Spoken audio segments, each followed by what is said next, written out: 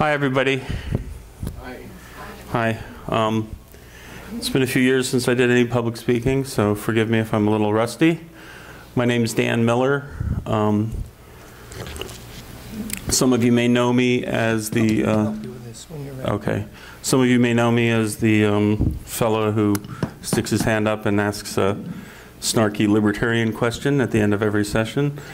That's what I think I'm known for. It's funny because the word libertarianism actually is also used in the discussion of free will, but it's kind of unrelated to the political libertarianism. It's certainly unrelated to the kind of Fox News watching Koch brothers kind of libertarianism that's popular today. I do consider myself, though, an atheist humanist libertarian, of which there are a few, not very many. I'm also what is called a compatibilist when it comes to free will, and I'm hoping to try to explain that today. So obviously this is a very big subject, and we're not going to be able to go through all of it in one short session. What I want to focus on today is work by two writers that I've been studying over the years. Their names are Sam Harris, who some of you may have heard of, and Dennett. They're both actually quite well known as speakers and writers on the subject of atheism and religion and the place of separation of church and state. And Sam Harris in particular, who wrote The End of Faith, has written very eloquently, although some people take issue with some of the things he said about Islam. And Dennett is the genius who came up with the idea that atheists should call themselves brights, just in case we weren't considered arrogant and condescending enough. So he thought he could improve on that. You know, Kathy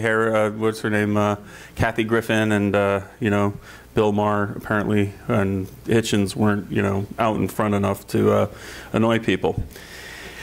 Anyway, other than that, he's quite a brilliant man, and we're going to talk about some of his ideas on free will and consciousness today. So, obviously the question is, are we the instrument of our own actions and decisions, or is there some sort of invisible hand? Maybe God, some people think, quantum mechanics, who knows, pulling our strings like marionettes, and then our sense of our own agency is really just a cruel illusion. I think Dennett and Harris the reason I chose them is they kind of represent two very well thought out positions that are, I think, kind of the two most important competing ideas about free will. And basically, just to cut to the chase, Harris does not believe in free will. He thinks it's an illusion. And Dennett believes that there is what he calls a free will worth wanting. And I'll try to explain what both of them mean by that. So just to be perfectly fair to both writers, I am more sympathetic with Dennett's point of view, but I'm trying to give them both equal footing here when I go over their ideas. And I put Hobbes and Descartes up there just to show that people have been thinking about this for a while. I really don't have any idea what they said about this. I'm sure it was quite interesting. Not being an academic, I just don't have time to read everything. Okay, so again, the reason I chose these two authors, other than the fact that I actually read them, is that they both, being atheists, they are not interested in supernatural explanations. They avoid the kind of dualist, mystic sort of stuff that I think has often been brought up in this subject. And I'm personally just, life is short, and I don't want to spend my time thinking about that because I know it's just not good science. So I'm more focused on people like Harris and Dennett who really approach this from a reductionist scientific, what can we say about this that's actually provable and definite. So let's see. Yeah, they must have rational explanations, even if those explanations are now, or even if the explanation is never something that the human race finds. There's a belief that in principle explanations are there to be understood if you can get to that information. So I'm going to start with Harris, whose position I think some of you might agree with. So actually, let me get a show of hands here on two questions. First of all, how many of you believe that the universe is completely deterministic in the sense that the future is determined by the past and there really is no room for luck or anything like that? Show of hands. Any of you believe that? Okay. How many believe that the universe is essentially some sort of randomness going on, like either quantum or, okay. That's the sort of the, that's what most scientists believe right now. They happen to be wrong, but we'll get back to that. And now, an interesting point about this discussion is that Dennett believes that there is free will even if we live in a totally deterministic universe. So he's taking the strongest position on that side. And equivalently, Harris believes that there is no free will even if we live in an indeterminate, quantum, random type of universe with multiple worlds. He doesn't care. So they're both taking the strongest position on either side and arguing even against sort of what one might consider intuitively the hardest position on the scientific side, since they both know the jury is still out as to whether the universe is in fact random or not.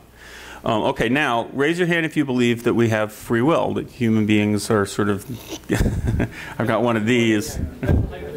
Well, okay, and that's what we're going to try to get to. All right, how many of you believe there's just no free will? It's all an illusion. I want to see Anne's hand go up, because, no, that's not what you believe? Okay. If you know, just I raise my hand. Huh? Because I don't think that these are mutually incompatible things. Okay, all right. You're saying between the determinism and the free will, or? Between actually all four of them. Okay, all right. All right, well, and I kind of agree with you. And, you know, this is the classic way that this has been, this matrix that they've tried to explain it. And it actually has become more complicated because as quantum mechanics has proposed the idea that there's randomness, this way of breaking down the issue does not always work perfectly anymore. But in, you know, basically, you know, they used to call it determinism. I'm saying just physics, because even if you have quantum mechanics, it's not deterministic, but it's still statistically, you know, supposed to be random. It's not supposed to be, you know, quantum mechanics is doing special things to give you consciousness. You know, there's a guy named Roger Penrose, very famous scientist, who's put that idea forward. But frankly, I think I don't buy that. So if you believe that, you know, there really is just physics and there's no dualism, mysticism, whatever, and you believe free will exists, then you're what they call a compatibilist. And, you know, this has traditionally been considered a hard point of view to support because, excuse me, sorry, that was lovely. Because obviously if the universe just is and works deterministically, one could say we're all just made of clockwork and we're automatons, how could there possibly be any free will? So it's a difficult point to argue, but that's my point of view and that's Dennett's point of view, and I'm going to do my best to try to make that case. So people like Harris and many, I think, scientists and physicists who I've talked to anecdotally in my life, and people just interested in this subject, lately a lot of people believe there is no free will. It's some sort of illusion that was you know, created by evolution or something, and you know, we do feel it. We feel conscious. We feel like we have free will, but you know, we feel a lot of things, and there's no real scientific basis for saying that there's some phenomenon called free will. Some people believe that there's something more, but you still don't have free will. It's kind of a fatalist point of view. I believe some religions go in that direction. I'm not really an expert. And if you believe that there's something more than physics and free will exists, classically that was called a libertarian philosophy, again, not related to the Koch brothers or Fox News, but you know, the basic, but there is a somewhat sort of a social relationship there a little bit, in that I think most people who lean in that direction probably tend to have some sort of religious, at least a deist kind of bent. You know, they believe that there's something beyond science, you know, and that something special about humanity and consciousness. My mom, for instance, who's in the audience, I'm pretty sure that's her point of view. And a lot of religions, some guy named Cain, I just threw that up there. Okay, so let's see, let me get back to my notes.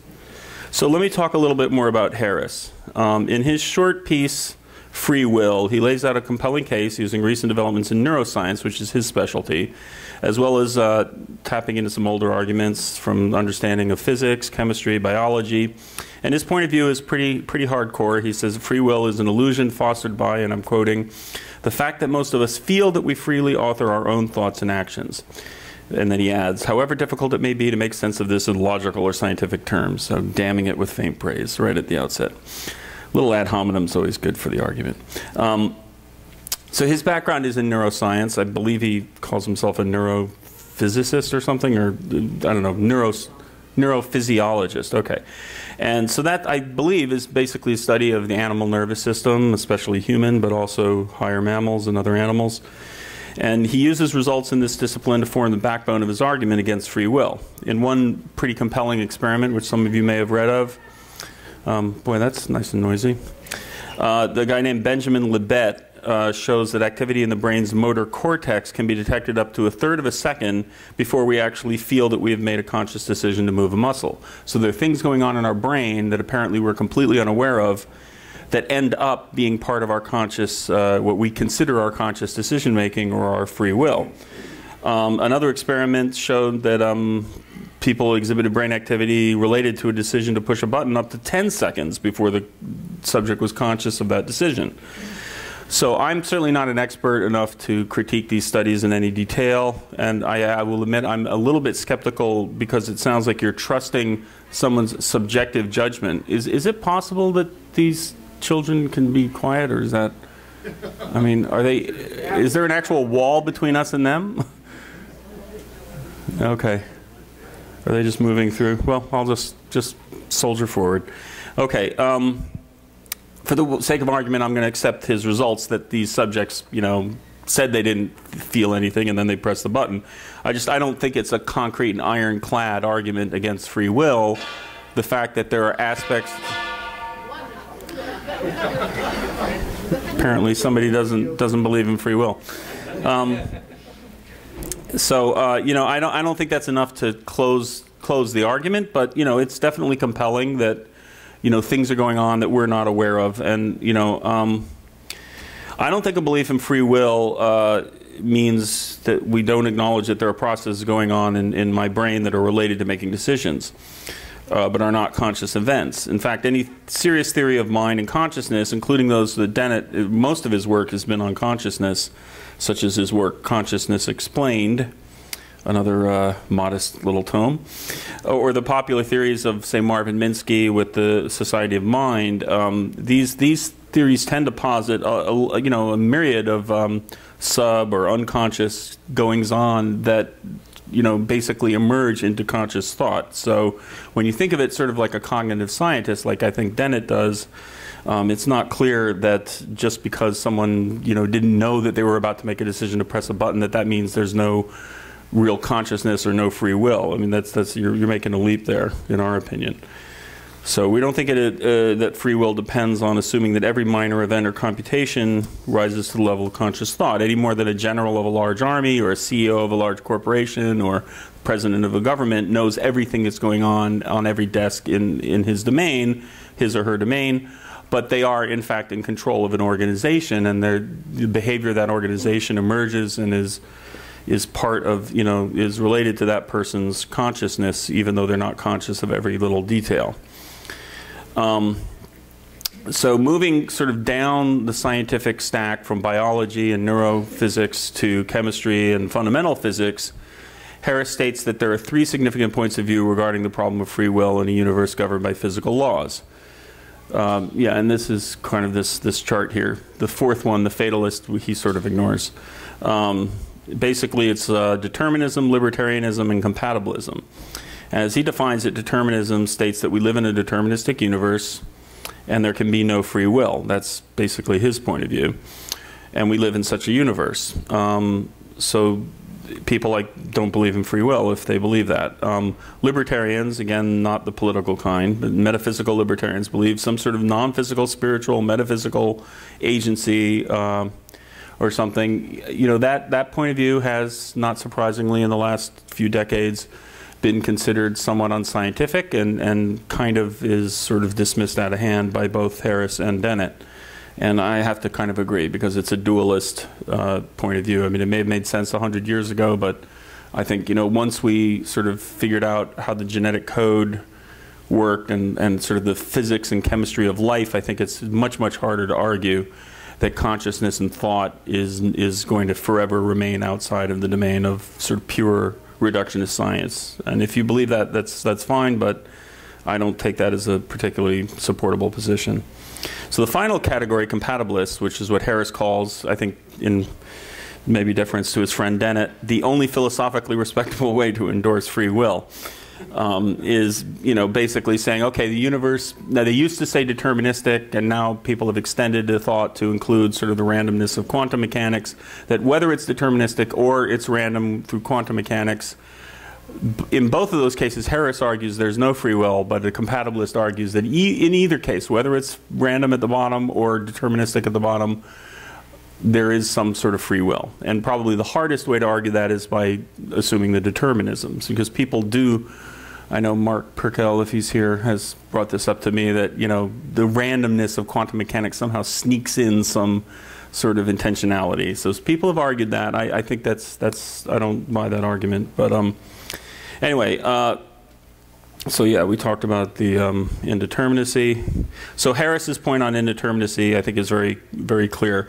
The indeterminacy specific to quantum mechanics offers no foothold. If my brain is a quantum computer, so is the brain of a fly. Do flies enjoy free will? And I think he's exactly right. And, you know, just, you know, dice and roulette wheels we don't consider them to have free will. So putting randomness into the mix, I don't think really fixes the problem. Although some people tried to hang their hat on that in the sort of the 70s and 80s. So one really good comment I found on a blog page, this is just some random person's blog. Well, actually, it's got something to do with Richard Dawkins, but it's some commenter. But I like the way he put it. He said, what Harris is saying is that neuroscience and introspection clarify that we cannot choose which thoughts to think because our conscious intentional thoughts arise from unconscious processes. So his basic idea is that because there are things that go on that we are not conscious of, going from the physical up to the neuron level, you know, that it's just, it's a machine. So how could it, you know, basically it can't really have free will. And I would assume that he probably doesn't really believe in consciousness the way we define it either, although I haven't found his, he hasn't come out and written about that. Okay, so on to Daniel Dennett, who just, here's a fighting Dennett there on the lower left. Okay, and he's actually quite friendly with Harris in spite of their disagreement. I'm hoping to see a big debate on this whole subject at some point. They've had some talks about it. Now, first of all, I'll note that his main work on this subject, you'll see the two books are here, both quite thin. Dennett wrote this in 1984. So Harris has had 28 years to work on arguments to go against it. But Dennett has continued to write, and he wrote Freedom Evolves quite a bit later, I think in around 2000 or so. And that takes up a lot of the arguments from Elbow Room and pushes them forward. I'm focusing more on Elbow Room because I reread it recently and have more of it in my mind. And I think it sort of makes a clearer, more succinct case. Yeah, I think I mentioned he's the guy who came up with calling atheists brights just so we could be even more reviled, but I definitely hold that. It's just, he's clearly not a marketing guy. Dennett starts out by digging up the excellent research done regarding the WASP specs. And I think Dawkins has talked about this. I'm going to show a video clip in a minute. I think it's also called the Digger WASP. And here, I think we have a video. I'll let Dawkins do it because he's good at this. Okay, so we're just going to, yeah, we have the technology. We're going to point the microphone at the speaker. That seems to be the best we can do. That there's nothing in there in the way. And then it comes out again and picks up the grasshopper. Okay, wait, I'm too far ahead. Into a bigger brain than that. And digger wasps' brains aren't up to that. We can easily see that by another experiment that Tinbergen did. Actually, it was first done by the great French entomologist Fabre. What he did was this. And I told you that when the digger wasp comes back with its grasshopper, it briefly leaves it on the side of the burrow, and then it goes down the burrow, and what it seems to be doing there is checking that the burrow is clear, that there's nothing in there in the way. And then it comes out again and picks up the grasshopper and drags it in. Well, that's what normally happens. But what Tinbergen did was this. He waited till the digger wasp came back with the grasshopper, planted it there. Digger wasp went down the burrow. Now, while it was down there, Tinbergen picked up the grasshopper and just moved it a little bit, like that. The digger wasp came out, went to where the grasshopper was and didn't find it. So it looked around, eventually it found it, and it then said to itself, so to speak, right, I've got a grasshopper, I've now got to go down the burrow again. Well, it didn't say again, I've now got to go down the burrow and check that there are no obstacles in it, so it did that. Then Tinbergen moved the grasshopper a bit more. Out it came, back to where it had left it, wasn't there. Looked for it, found it, a grasshopper. Down the burrow again. Yeah. Okay, I think you get the point. It went on and on doing this 40 times until Tinbergen... So this is often used by people who, this experiment is very famous, and Dawkins and other people have written about it, obviously. And, you know, what it shows is that, at least in the case of this wasp, you know, while it has very complex behavior, and people like Edmund Wilson, the guy, the ant guy, has written extensively about, you know, how these you know, insects have sort of some kind of intelligence, but they don't seem to have the kind of consciousness or free will that we have. You know, the wasp doesn't understand that it's just basically programmed like a Roomba to go and get the grasshopper, but every time the grasshopper moves, it like gets stuck back in some other part of its program, and it's not thinking through a problem the way we do. I'll give another example, just my own anecdotal example. My dog, Buttercup, who is a wonderful dog, not probably like the Einstein of dogs, and when she goes out the patio, she plays around. If she wants to come back in, she'll bark and come back in. But if she goes to the back of the house, for some reason, her only mode of entry back into the house is to go to the front door and sit there and bark, not understanding that she could just go back around to the patio, which is still open. But she can go counterclockwise around the house, but she hasn't figured out in her brain that you can go back and the door is still open. So, and I think, you know, you see a lot of this with children, and, you know, in animal experiments, you know, and even in adults, you know, there are experiments that show that we sometimes don't understand things the way we think we do. And so, you know, some aspects of our free will or our consciousness clearly are, you know, not as free or as, you know, sort of basic as maybe we think they are. So Dennett starts with this in his book. He starts by talking about the Sphex, which is really the counter-argument. And I think Harris has talked about that too, although I couldn't find it. So, you know, he sort of puts, you know, the anti-free will argument in the context that, you know, well, if a wasp brain is like that, we're just like big wasps with bigger brains doing, you know, somewhat more autonomous things, but in the end we're mechanical and we're Sphex-ish, as he puts it.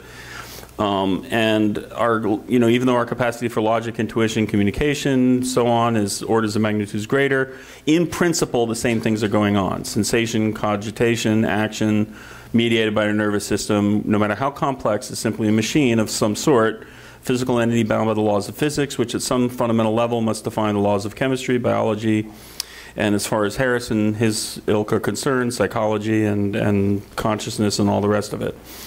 So then Dennett goes on to outline the argument against this position. First, he stipulates that both deterministic and non-deterministic theories do, in his mind, you know, can be argued to rule out free will. In other words, non-determinism is not, he doesn't hang his hat on that.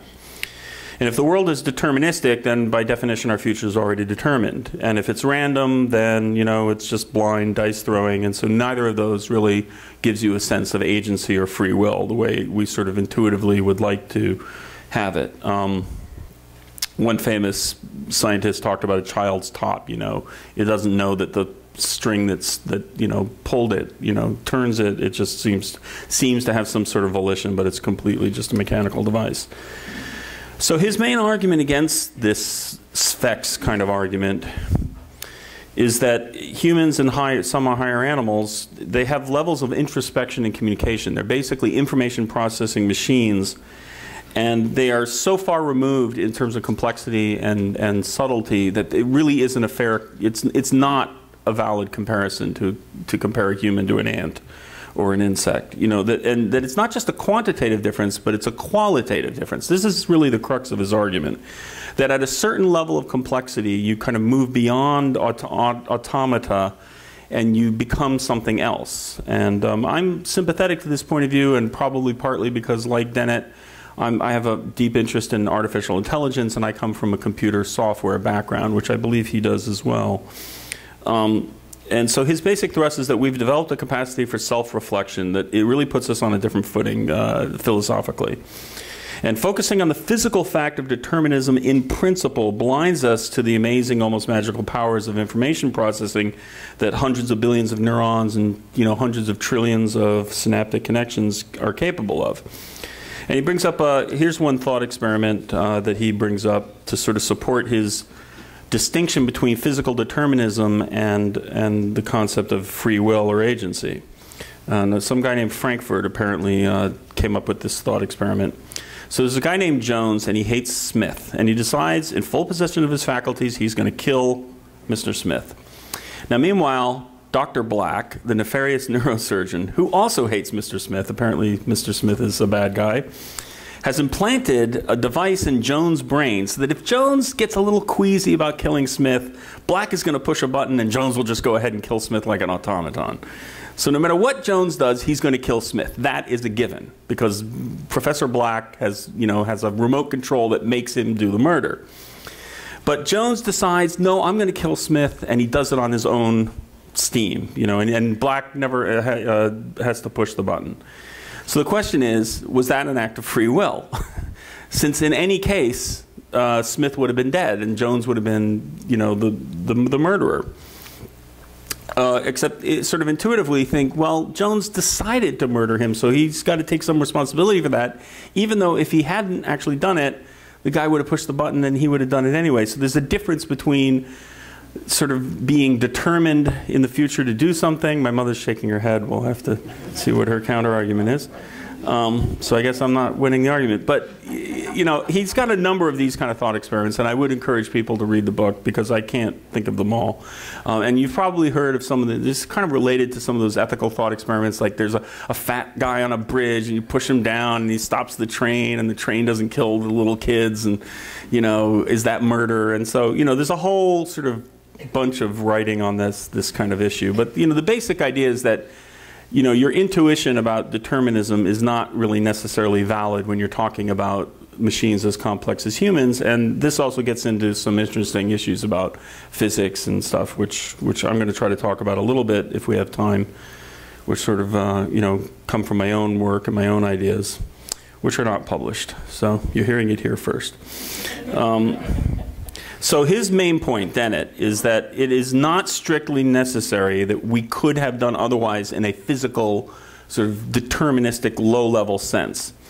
It's enough that there exist possible worlds in which we could have done otherwise, even though we can't necessarily prove a counterfactual. We can assume probabilistically that we know that we don't know exactly which world we're in, the world where we do the thing or we don't do the thing.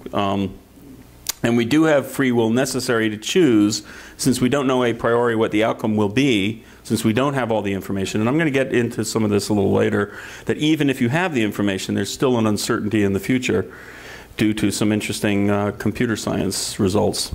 But anyway, what Dennett argues is that in an informational context, we clearly possess a measure of control over things such as the physical disposition of our bodies and our mental states.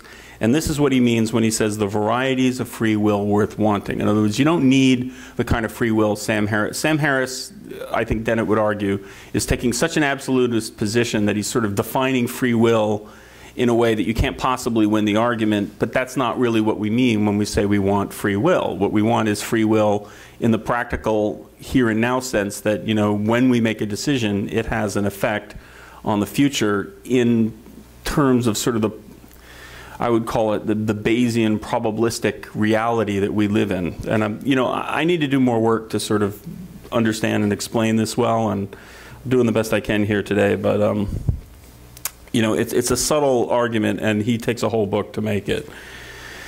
And just like Harris is influenced in his training as a neuroscientist, I think Dennett is clearly anchored to his background as a cognitive scientist and philosopher, where I suspect he mostly hangs out with people interested in artificial intelligence, like Minsky and John McCarthy and the younger people that are doing that sort of research. And he clearly approaches this from the point of view of kind of a cognitive scientist, somebody trying to think, what is this sort of like algorithmic way that a brain works when it does what it can do. They both come from the premise that minds are due to brains, which are simple physical devices, and yet I think it's ironic they come to such different conclusions. One, Harris is attempting to reverse engineer existing brains and their function through experiment and observation, and I think Dennett, in sort of his crowd, their program is more to build a machine that exhibits the capabilities of our brains and minds using probably silicon and software to begin with. And one could say that people in Harris's camp are analyzing the situation as sort of observational scientists from the top down, whereas people like Dennett, and he may disagree with this characterization, but I think not him specifically, but people in this sort of the AI cognitive science camp are really sort of focusing this problem as an engineer. Like, how do we build up something that does what the amazing things that humans and higher mammals can do? So I really am definitely sympathetic to Dennett's work, but I have to say honestly that I still haven't seen what I would consider a watertight argument in his favor. I'm going to have to be honest. The arguments that Harris makes are compelling, and people like myself who disagree with that are put in a position of having to make a rather complex and difficult argument. I highly recommend the book, and also Freedom Evolves, which relates his work to the issues of ethics and responsibility. So, if we have time, which I guess we do a little bit, how long should I go? 12:15.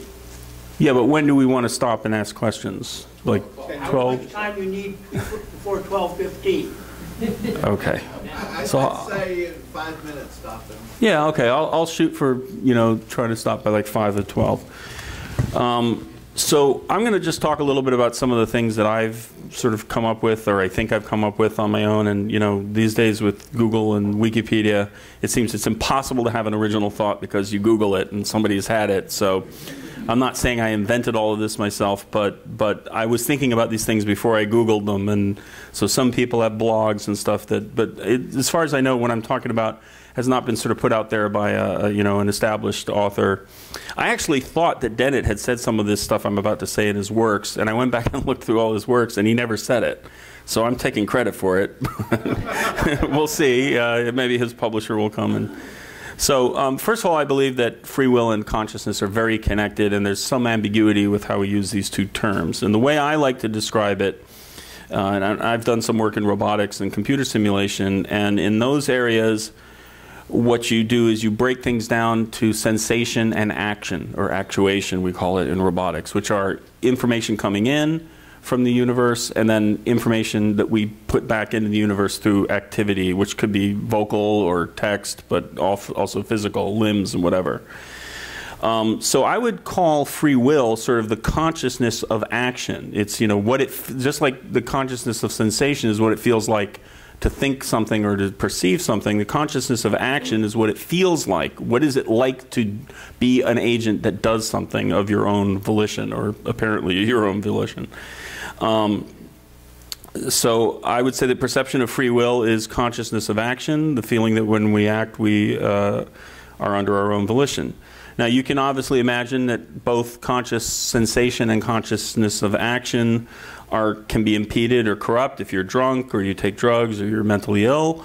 You're paranoid or you're a child or whatever, something is impairing your brain. You're going to have difficulty perceiving the world accurately.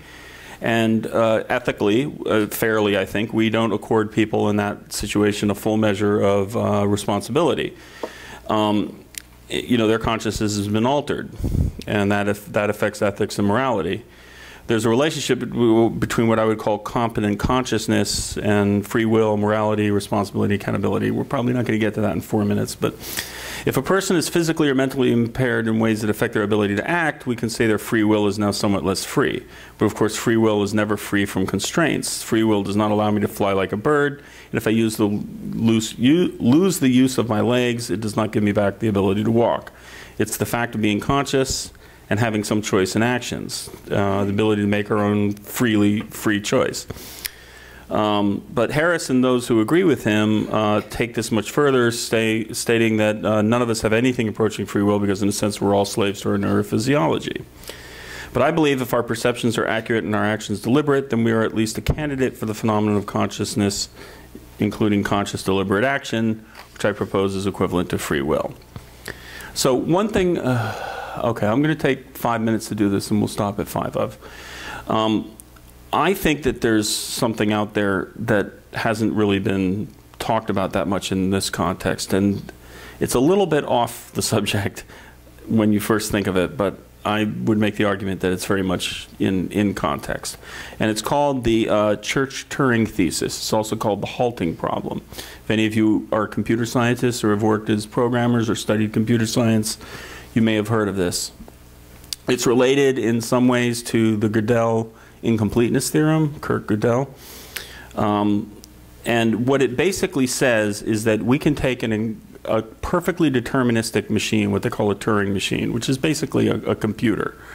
And we can run it on with software that's, a finite software program that we can read all the source code of, and it has some sort of input, and the input is finite, and we see exactly what the input is.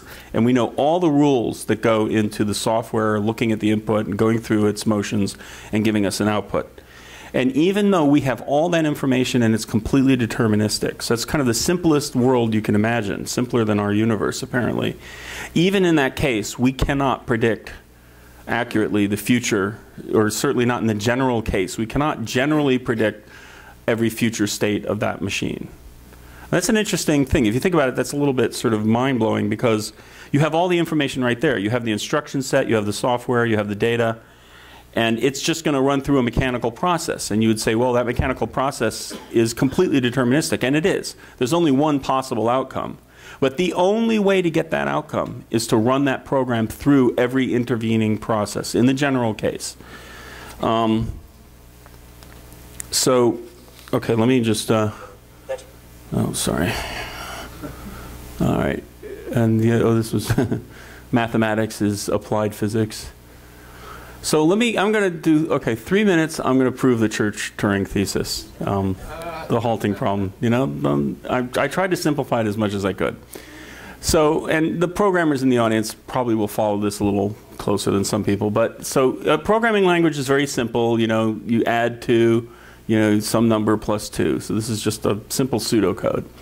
So we're going to define a program called does it halt? All right, so I'm sort of jumping over. So what halting means is that the program terminates and gives an answer and says, I came to a state where I have an answer to your question, basically. And we call that halting. Or, in programming languages, it's usually a return statement.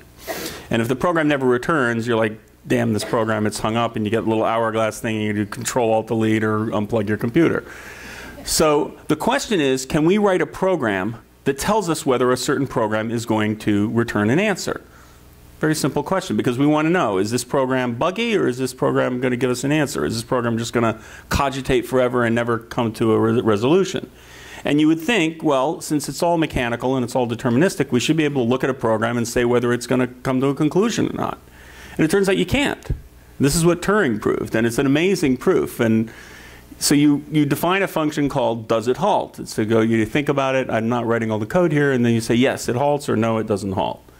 Well, now here's what Turing did. He defined a program called do I halt. And it does it halt on itself. and if it halts, then it doesn't halt. But if the does it halt program says it doesn't halt, then it halts. So it's like this sort of conundrum. So you can define a program that screws up does it halt and makes it clear that does it halt can't possibly work on every program. Now that sounds very simple, but it's actually quite an amazing result, because again, what it means is you can't write a program that looks at another program and tells you what is going to happen in the future. You have to run that second program, and if it halts, it halts, and if it doesn't, you may never know whether it's going to halt or not. And that's what I call freedom. Okay, that's basically it. Thank you. Okay, got some hands going up. Okay, I think everybody knows the drill, right? So I walk the microphone around, hold it close like this. I'm going to turn the gain down a little so it doesn't feed back as much. A bunch of hands went up at once. It doesn't help me much, so I'll pick the people I can find. Daniel, I want to ask you if you were talking about you don't know what's going to happen with a machine. I was wondering if you remember in I, Robot that Asimov said, the scientist in the Asimov story talked about the ghost in the machine. Right. And that, so Yeah. where would you place that? Well, people have, I mean, and this is something I really thought Dennett had written about, and I looked online when I was preparing for this talk, and I couldn't find it, and maybe I just didn't find it. But I believe that people have discussed the fact that this, what they call the Church-Turing thesis, it's related to the Gödel incompleteness theorem. And what it really says is that you can have all this logic, and you can have this deterministic state machine, but when it gets to a certain level of complexity, and this is that point, I would sort of relate it to the point I was making about Sphex, the wasp, that, you know, the wasp may be below a certain level of complexity, but humans, there's kind of a weird sort of threshold, like a black hole event horizon. And yes, I do believe that there can be a ghost in the machine. I mean, I personally believe that you could build an artificial intelligence and it would be conscious, just like a human would be. And I think that's somehow related to this theorem, but I mean, I don't have any concrete proof. Yeah, It's Dan, more of an intuition. Yes, Alex. I find myself thinking about the question of free will. It seems to center around the problem, should I hold someone responsible for their actions? And in a sense... Well, that's the consequence of what we think about it. So free will is very important from a sociological standpoint, but I'm inclined to, I think, agree with Harris. I don't think it's well defined. Mm-hmm. Okay. Well, one for Harris. Okay. Here's a third idea. Why can't there be levels? Why can't there be both? At certain levels, you just do some things subconsciously. In certain levels, you do things consciously. So, like, I get a subconscious feeling to do something, and then my conscious says, no, don't do that. That's a bad thing. You shouldn't shoot rockets at people who drive badly.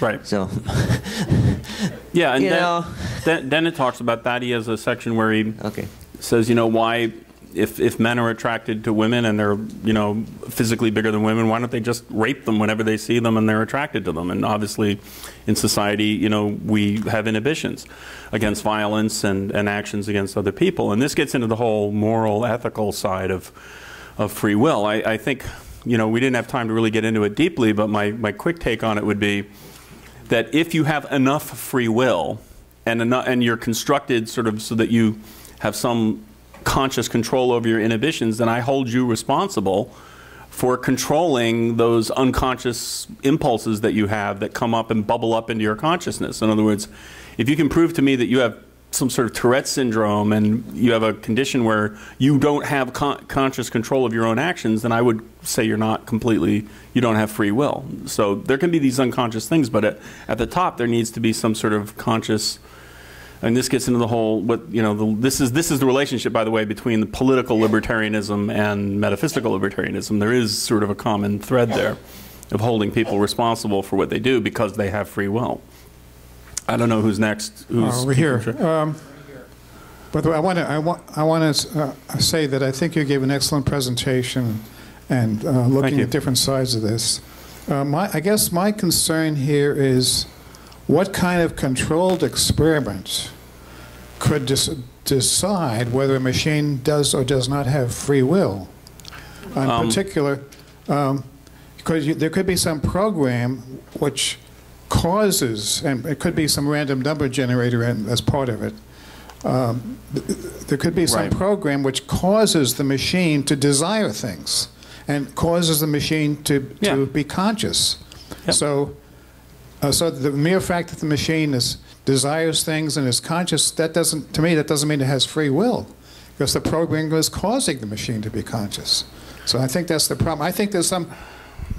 But when you say that, I think it's possible that I suspect maybe that there's no clear definition of free will, and I think we need some kind of definition so that you could do a controlled experiment. Say this has free will and this one doesn't. What would be the criteria? Well, I mean, the closest thing I know of to that is again the Turing's other thing, which is the Turing test, right? Where you basically say if something is communicating with you and convinces you that it's conscious and has free will, then, you know, I mean, Dennett, you know, makes an attempt at sort of defining that more clearly, and a lot of this does come down to definition.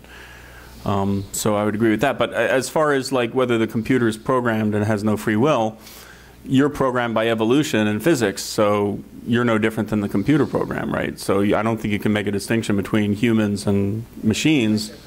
Okay, so you'd agree? Okay. Well, this is Harris's point of view, which I had a feeling would be popular in this room. Yeah. Okay, well, like you, I tend to lean toward the free will side, although I respect the right for the people who don't believe in free will to choose not to believe in that. But will you hold them responsible for their crimes? Well, yes, you know. Okay, good. But yeah, and I gave this quite a bit of thought, you know, about, you know, the deterministic universe versus non-deterministic universe, and although I'm more comfortable with free will in a non-deterministic universe, when I was thinking through that, you know, I could see where we could be the puppet of a deterministic universe and the puppet of a non-deterministic universe, as well as that we could have free will in either deterministic or non-deterministic. And I figured out that it really is, as you were saying, it's more of a software issue. That, you know, if the mind is a computer that was created through evolution, it's a different type of computer than the computers that we're used to, and it's got a different kind of software than the computers that we're used to. And I think that we don't know, you know, the more I thought about free will, the more I realized that nobody has any idea what free will is, and it isn't until software theory develops to a much higher level than it is today that we're even going to be able to know what we're talking about. But I suspect that people like Harris will continue to argue that even if you write software that appears to be conscious and have free will like a human, they would say, well, I don't think humans or software have it. I mean, they're going to continue to make their argument. Right. Software is just more deterministic in a sense than physical brains. And through his free will, he has the right to choose to believe that. Right. This gentleman's had his hand up for a while, but I don't know. I'm watching. Or you're on top of it. Okay. Thanks for your talk. I think all too much of this discussion seems to be based on absolutist type thinking. We live in a deterministic or non-deterministic universe. As James Gleick showed in Chaos, we live in a probabilistic universe, stochastic, if you will. It's kind of like playing with loaded dice. They tend to go some way, but they can also go other ways. We can predict the weather 5 minutes from now fairly reliably, 5 hours from now less reliably, 5 days, 5 weeks. As we get further into the future, added randomness comes into the equation that we can't predict. There's no way we can absolutely predict everything. The concept of free will, certainly we all experience it. We experience the concept of choice. Maybe that's the best definition, that we have the experience of it. And this also seems to take into account, Sam Harris does, that there's some sort of homunculus, which is the old discredited concept. There's some sort of little puppet inside us that is us. That doesn't exist. Whatever makes the choices, even if we're not conscious of it, that is us. Well, he feels that physics makes the choices and neurophysics. I mean, that's... Yeah, but we have the experience of the choice, and we can't, just because we can't predict it doesn't mean that we don't have free will. Well, I'd say you're leaning more towards Dennett's I'm much more, I mean, we all certainly have the experience, which is what we all have as conscious creatures. But the philosophical argument is whether the experience is something real. I mean, in discussions of cognitive science, they call this the qualia, why is red so red? And blue so blue, and why does acting feel so much like I am the author of my actions? Well, we have choice. Do we want the pumpkin pie or the apple pie for dessert? Right, we may not be able to predict what you're going to choose, but we have at least the perception of choice. Okay. Thank you. Sure.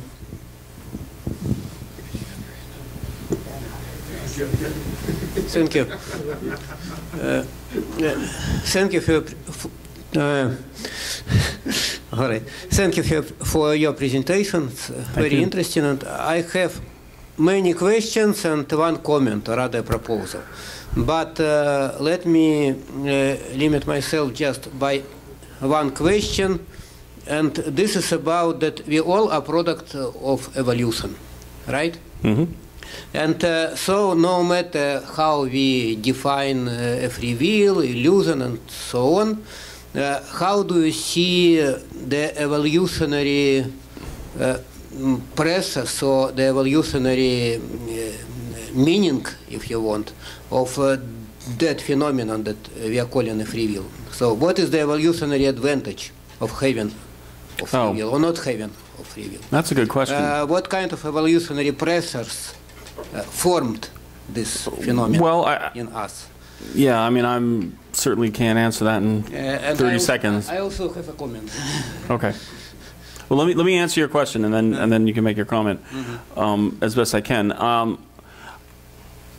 I think there's a question as to whether evolution wanted free will, but it's also possible. Isn't it possible that you can't have a certain type of intelligence without having some sort of consciousness or free will? In other words, that may just be intrinsic in the universe and mathematics or logic or whatever, and evolution simply moved towards smarter and smarter animals until they crossed some threshold. So I would just argue with your premise that evolution, that we have free will because evolution, sort of led us towards free will. I would say evolution led us towards more and more complex behavior, and at a certain point, the only way to make the behavior that complex was to basically become intelligent and conscious and have free will. Or at least I think that's a possibility. So your answer is that this is a sort of side effect of other...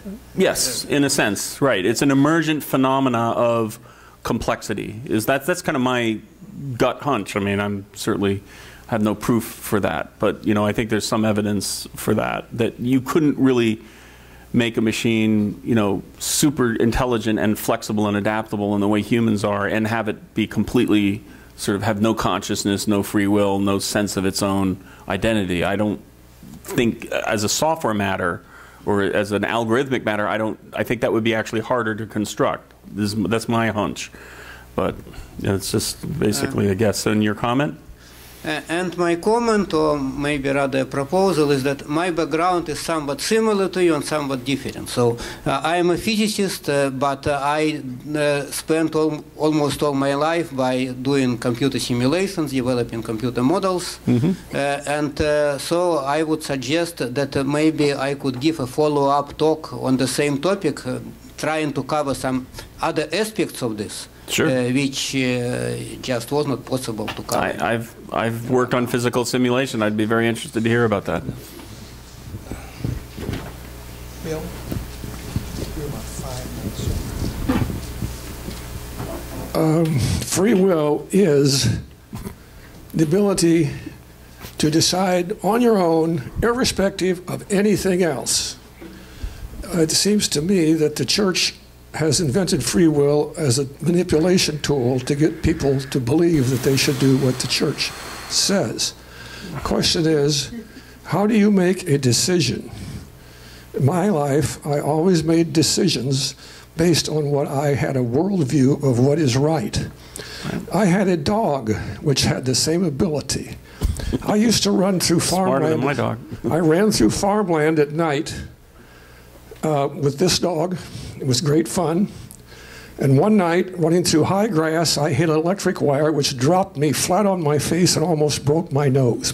My dog, running behind me, looked at me laying on the ground from behind the wire, ran 100 yards down the field, went to the end of the wire, ran around the back, and came to me, waiting for me, without ever having to go through that wire.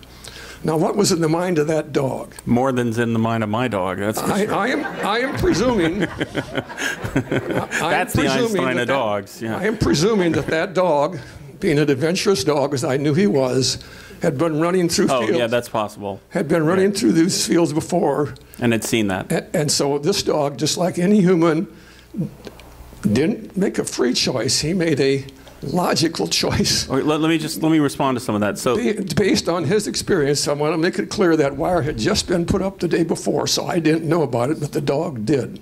Okay, so the dog knew about wires in general. So Dennett does have a section where he talks about some of the issues that you brought up, specifically. There are cases where the only thing you could have, like Martin Luther said, I had to oppose the Pope. I could have done nothing else because morally the Pope was corrupt, and so the idea that free will doesn't mean you have no constraints, because if you have an ethical system, then your free will is constrained by your ethical system to do what you think is right, or in this case, just by survival. You know, you don't want to bop your nose, so you don't, like I was saying before, free will doesn't enable me to fly like a bird. It doesn't give me back, the function of a limb that I've lost. So there are constraints on free will. Physical constraints, free will. Well, there are both kinds of constraints, I would argue. Yes? Okay, so I'm going to talk about something that several other people have touched on, but want to kind of delve into a bit more. So if you define free will as being that you decide what you do, then to a large extent that depends on what you mean to be, what you define you to mean. Mm-hmm. And that's kind of, I think when people disagree about free will, it comes down a lot to their disagreement about what you means. And there's several levels. So one level you can say that you has to be outside physics, otherwise it's not really you, and the whole kind of dualism approach. And then you can get down a level, totally up there, yeah. Then you can get down a level and say that you is the part of your thought process which is fully conscious, and that's you, and if it's not the fully conscious thought, then it's not you making a decision. And then you can get down a level and say, there's all this unconscious thought which is you as well, and that's okay as long as your conscious thought has ability to influence and control that unconscious thought, and that's still you. And then get down level again and say that the you is all your unconscious thought, and it doesn't matter if the conscious thought is just an observer. And I think a lot of these disagreements come down to which of those like 4 levels you're talking about. Right. I would agree. Yeah, I mean, that's a good analysis. I think Harris and Dennett both sort of, again, in the book, which I can't summarize completely, they both talk about, this issue of level of representation, and they both acknowledge that, looking at something physiologically or psychologically or physically is different, but I guess Harris's sort of reductionist stance is that, well, chemistry sits on physics and biology sits on chemistry and psychology sits on biology, so it's all physics in the end, and physics, if it's deterministic, then I don't care what else so he sort of makes this extreme argument, and Dennett says, the quantitative difference between fundamental particles bouncing around, quadrillions of them, according to physical law, and, the state of an observing, acting mind, he's basically, making the AI software argument that, there's some sort of emergent phenomena that quantity becomes a qualitative change. But yeah, this looking at these things at different levels of representation is definitely important. Yep. Well, thank you for the talk this morning. I really enjoyed it, and it's very thought-provoking. Well, it's very clear that determinism exists. Because we're very instinctive beings, and so we do a lot of things that, like the example you mentioned where the body takes action before the mind kicks into gear. And the problem with Harris is he tends to rely upon those in his whole thesis against free will. In fact, frankly, I found Harris very religious in his, he seemed to be coming from a belief system he's trying to prove, and Dennett was just trying too desperately, and he was using a lot of mechanical models. Frankly, I couldn't bother to read his book. It was just, I thought if you have to do all these things to prove free will, you're confused. And I think that, so he says a lot of good things in the English language, but when he gets into the models, my God, it doesn't prove anything, in my opinion. Let me respond to that. So there's an issue of style and sort of, let me just respond to that. Dennett is a brilliant man. As I said, like, he came up with the brights, so he's not always right. And he's also an academic, and he's also spent a lot of time arguing against what he calls intuition pumps, which he calls sort of cheap arguments. So he's kind of constraining himself intellectually, academically, to write this stuff in this very verbose, meticulous fashion that basically doesn't read well to a layman. And I have problems getting, I force myself through his books too. He's not a fluid writer. He doesn't have that sort of Richard Feynman, thing where it just sort of comes out and you understand it. Harris is better at that. I think they both have their prejudices. I think, unfortunately for Dennett, Harris is just a better sort of popular writer, and so he's winning the argument not because he's got a better argument, but because he's got a better presentation. But yeah, Dennett's stuff is dense. I won't lie. It's and it gets into intricacies and forces you to try to think about all these subtle points that I think, you know, if he were to just sort of loosen the brakes a little on his own intellectual rigor, he could actually make it. And maybe some other author has to do that for him. And just a quick comment to add that I wish they would spend more time talking about things like the Luther example you gave, because I believe that's an example where you can actually talk about the possibility of free will. And I give a quick example. I think in 2016 we're going to see Biden versus Hillary Clinton, for instance, in the Democratic primary. I could very easily come up with a list of ideas I think would make a good president, and I could begin to look at those two and analyze them, even though I know instinctively I like Biden a lot better than Hillary as a person, so I know there's a subjective thing there, but I think one could talk about... Do you want to like your president? But I think one can talk about those sorts of things rationally in a sense of, is there free will, not the sort of things that Harris taught about. Dennett tries to get into that, but you know, this is a shorter book than his other books, so I'll give it that. I've read it twice and I still haven't got it all. Yeah. This is a very complicated issue. You know, seem like my question would be, in the layman's language, what do you define free will? That will be determine everything following how to answer the question free will exists. Yeah, and I think Dennett does a good job of.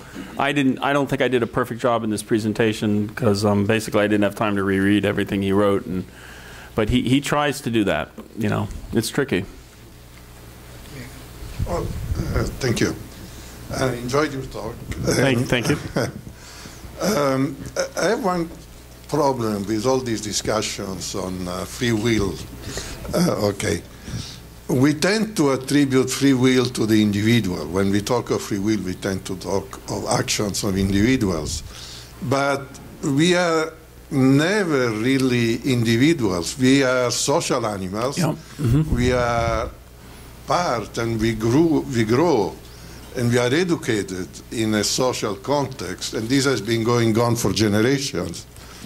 And so the kind of decision that we take are strongly influenced by this social context. And in fact, you can see that by looking, for instance, at the attitude towards some sexual behavior, which some societies in some periods of time were considered okay, and in other societies were not considered okay. So the choice of doing or not doing something in that sense is strongly determined by the society in which we live. So we are never really free, because at the individual level, to consider oneself free is an illusion. So free will for an individual is an illusion in my... I know we're running out of time, but I really want to respond to that, because that is actually a very important question.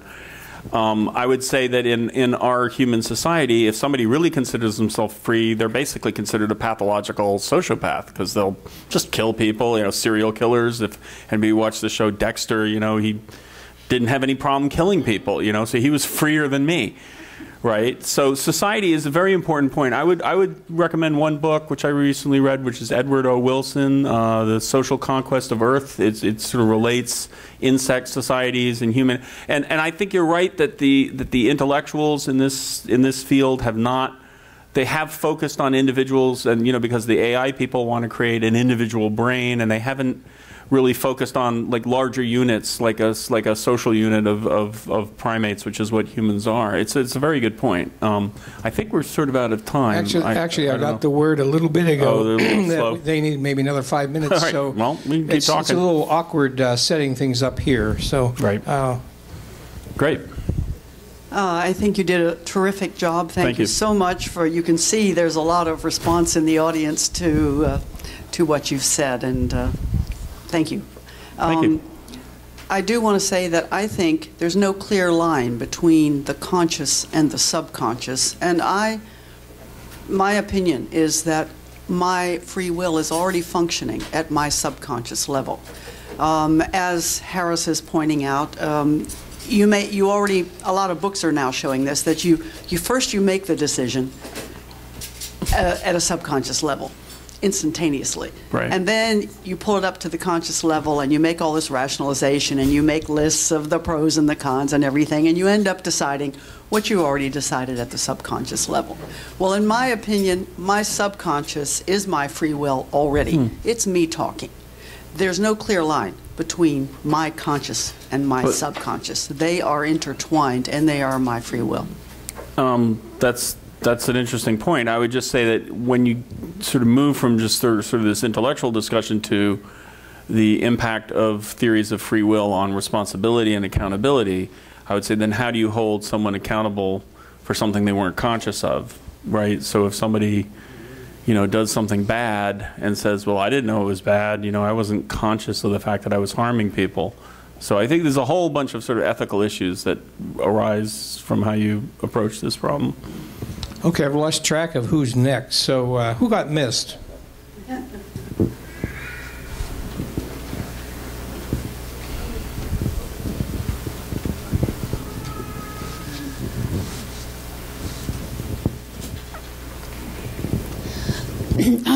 Now you just brought up some things that made me think about the autonomic nervous system, and of course that you don't control that. That bypasses your brain. It's a shorter pathway in your body.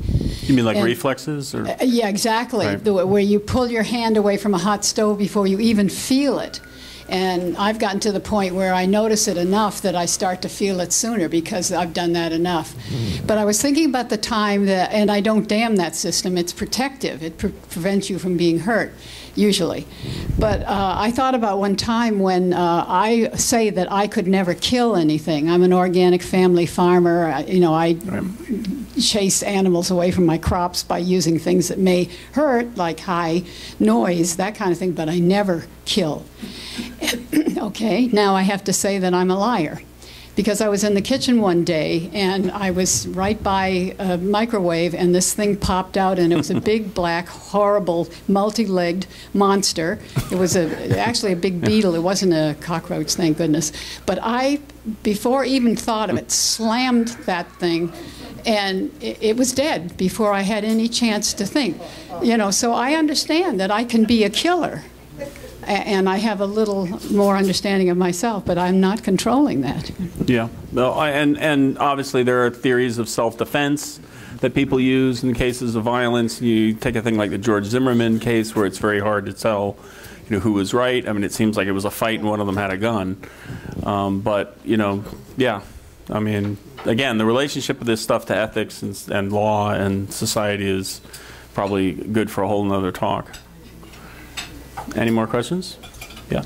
The way I see it, I think you only touched upon, and maybe this gentleman did too, I see it as a duality between being objective and subjective. I think that everything is deterministic, but because we can't understand the complexity of what drives us and makes us choose, we explain it to ourselves, or we understand it as mere humans, as free will. I would say that that's close to Harris's point of view, although I think you're giving a little more, you're a little more charitable to the idea. And Harris does, to defend him, say that, we shouldn't, treat criminals like they have no responsibility and stuff like that. So, but I do think that that point of view does sort of, there are potential social pitfalls too. I think people like Harris, and I've talked to other people in this community who are less inclined to believe in the sort of the strong kind of free will that maybe religious people tend to believe in, believe that, criminals, criminal punishment shouldn't be retributive. It should just be, we should only be trying to rehabilitate. And, I mean, as people know from stuff I've talked about politically, I feel like you do have to hold people responsible. And I try to separate them because the intellectual issue of free will is not the same as what we should do socially. But of course, they're probably connected in my mind subconsciously against my free will. Just a little more feedback. Apparently a breaker popped or something, messed things up. We'll be a few more minutes. All right. I just want to mention that in the Stanford Law School, a fair number of lawyers don't believe in free will, but they say if somebody commits a crime, we can't let them continue, so we have to punish. It doesn't matter. Well, punish or just deter them from future crimes by locking them up, right? There's different point of view. You could put them in a really nice hotel. which is apparently what they do in Scandinavia. I mean, they got ping pong tables. They don't have any gangs. The prisons are like country clubs, at least according to one show I watched. Well, before I said something about computers, but I want to talk about people. It seems to me, I don't see how you can get around this. We humans, physics may cause us to want things, to desire things, to be conscious, to make choices. So it seems to me Harris's argument is very strong. I don't see how you get around this. There's something other than the physics causes us to do something. It seems like you're getting into metaphysics. So, and one other just brief point. There's a difference between free will and freedom of action. You put somebody in jail, you don't take their free will away. You just take their freedom of action away. Yeah, well, that's definitely Harris's argument. And like I said, I think, and as the other gentleman said, you know, Dennett is probably doing the best of anybody out there trying to make the counter argument. But I don't think the point I would make to you is that, you know, what I made in the talk, that even though physics, yeah, physics made you do it, but that isn't the whole answer, and that isn't, and just like you can't, you couldn't operate on somebody who's sick by worrying about their atoms. You have to worry about their organs. You have to worry about, you have to look at a problem from the representational point of view at which it makes the most sense. And looking at action and consciousness and free will at the level of subatomic particles, which is where you have determinism or quantum indeterminism, I just think is not scientifically the best approach. You know, I think looking at it as a cognitive machine that operates in a probabilistic world and makes decisions based on rules is the level at which I think you need to look at it. And at that level, I think you can make a case for free will. And I think Dennett makes it. He just doesn't make it as, you know, in a flashy way that's easy to put in a half-hour presentation. Okay, or I just didn't succeed. We've gotten the word that we're done. So great. Thank you very much, everybody.